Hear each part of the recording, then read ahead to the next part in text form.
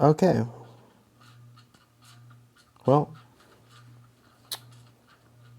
tomorrow is going to be a big step, and it's actually my second time recording this.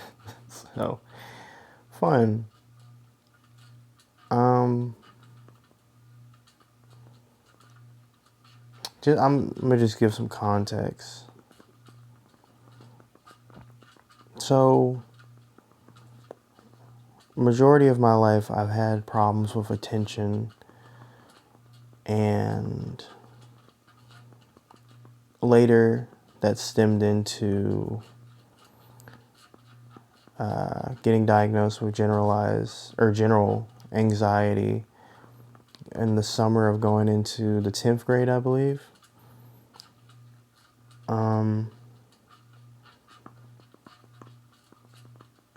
I was never diagnosed with like ADD or ADHD or anything, but there were many signs that that was the case. I've always struggled with school majority of my life.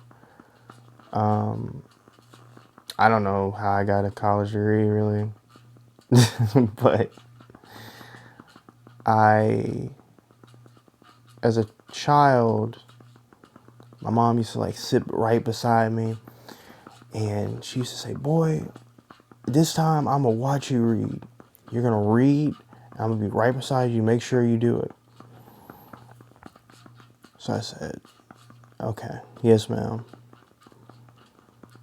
She would have the TV on. She would be looking at her shows, and she would sit there and watch her show, and I would read for maybe 30 seconds. Next thing you know, I'm paying attention to the show. Mom would look over, see me looking at the show. She would yell at me, "Brian, read the book." And we would go through that for probably like an hour and a half, 2 hours of constant, like, her having to get on me to pay attention to the book.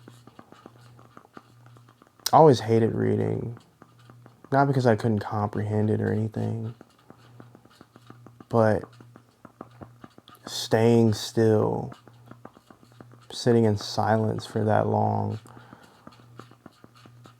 my brain often wanders.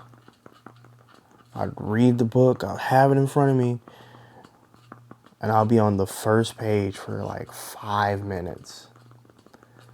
Because as I read, my brain was never in the book. I'll sit there and I'd be like, "Oh man, that'll be a funny scenario." Or, "Yo, that song, I remember that song from like 2006. That's crazy. That was a really good song. Damn, what should I cook tomorrow?" Anywhere else but the book. And that's how it's always been to this day, even. Even in conversation, I can pay attention to the conversation, but I may not look at you the whole time. That's also because of social anxiety. I don't like eye contact, like strong eye contact. But at the same time, my brain can literally go somewhere else if I don't really focus and pay attention. I remember when I got my test for dyslexia, and I was like, "You know what? I know what it is. I got dyslexia." And then I did the whole day of testing. And she was like, "No, you don't have dyslexia." She was like, "You have generalized, or general anxiety disorder." And I was like, "Okay." Was never medicated. Never really thought too much of it until I got older. Can't speak. Until I got older.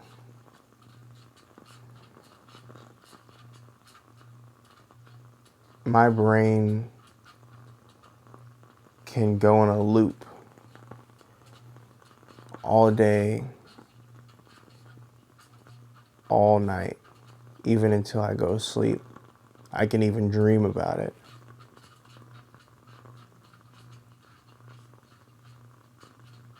And wake up restless, even though I had a full night's sleep.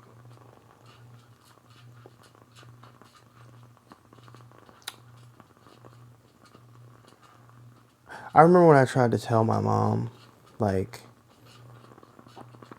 hey, I think I might have depression. That was like in 11th or 12th grade. I remember that day like it was yesterday. Mom was making potato salad, which is a weird detail, but it all makes sense. She was mixing the potato salad in this big bowl. And I was trying to explain to her, like, Mom, like, you know, I think I need help. And I remember she slammed her spoon down. And she said, Brian, what are you talking about?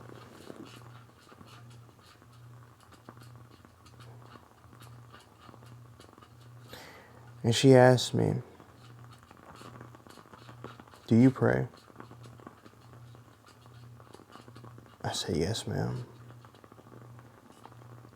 She said, pray again. And I understand why she said it.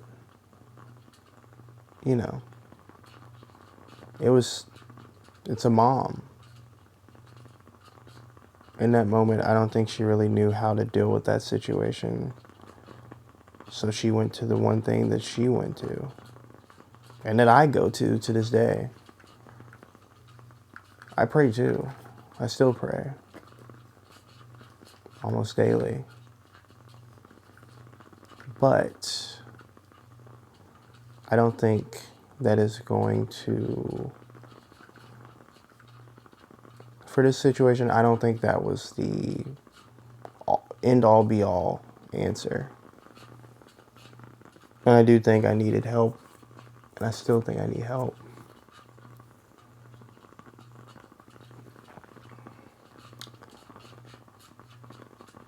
I think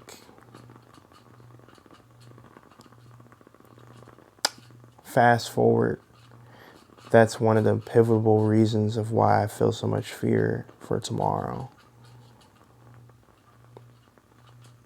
I talked to my doctor Thursday.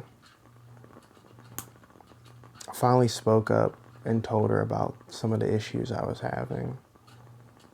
And she prescribed me with a medicine. And it's supposed to help with attention and anxiety and depression.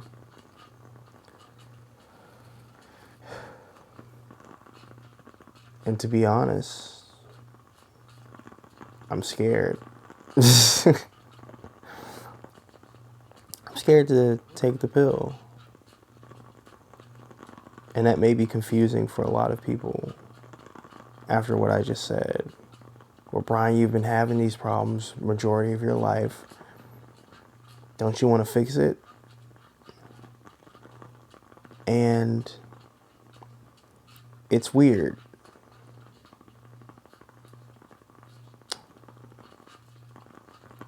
I was told by my dad a lot of times to stop crying all the time, like stop being emotional, like you're getting too old for that, like, you know, you're supposed to be a man. When he left to go work in Atlanta to provide for us, he told me that when I leave, you're the man of the house. Like, you're supposed to help your mom in every way and everything. When you leave this household, you represent the name. Like, you represent our name. And it was always a lot of pressure. It made me maybe subconsciously push away things like hugs and compliments. I, a lot of times, desperately need to be held or to be hugged, but I don't have that opportunity a lot of times, and I don't feel like I have a person to go to for that. that I would feel comfortable asking them if they could hug me. Because any time I think about it, I hear that voice inside of my head, my father's voice, say, hey, you're getting too old for that. Stop crying. Man up. And with this medicine that I'm going to take tomorrow, it kind of goes against that. Because it's like, I need help.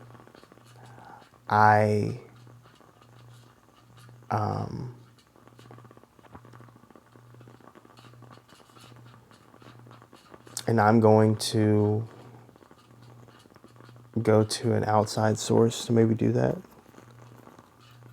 through medication. I don't know. That sounds stupid, but that's kind of where my head is at. I know that, like, there's also other fears in my head of, like, you know, what will happen to me? What will happen to my mind? What if I get worse? What if this medication really has some bad symptoms? What if I do become better? What if I become happy? That scares me.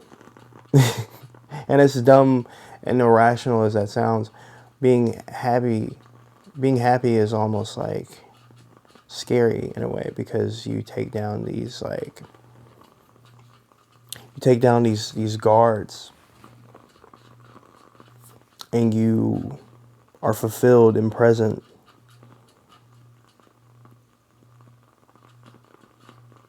There was a lot of painful situations I've been through that I'm scared that if I didn't have a guard up, if I didn't put my shield up, would I still be here? If I let that situation fully impact me? Like, if I would have fully let it hit me in my soul because I let my guard down and was fully vulnerable? Like, a lot of times I think maybe that was like a safety thing for me. And that kind of scares me a little bit, to be responsible and start taking medication that could maybe help me.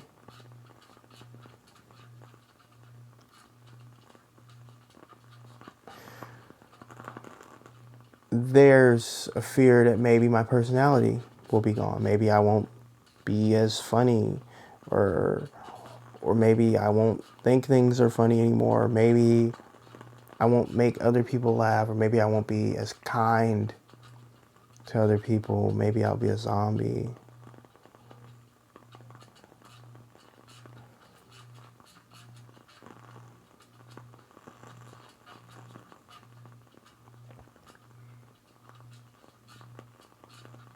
I do know one thing. I can't sit in this space too much longer, I guess, in this mental space.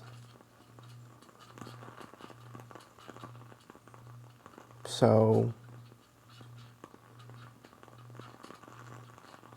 it's a big step. It's a big day tomorrow. This is a video diary, just like, I guess, to myself, and maybe to anyone that sees it and maybe feels the same confusion or felt the same confusion, whether it's with medication or just in life. Also, if any of my family sees this, I would really respect, and I hope you have respect for me, and just ignore it. ignore you ever seeing this. Don't mention it to me. I don't want to know. I don't want to know that you saw it. So please, just don't mention it to me.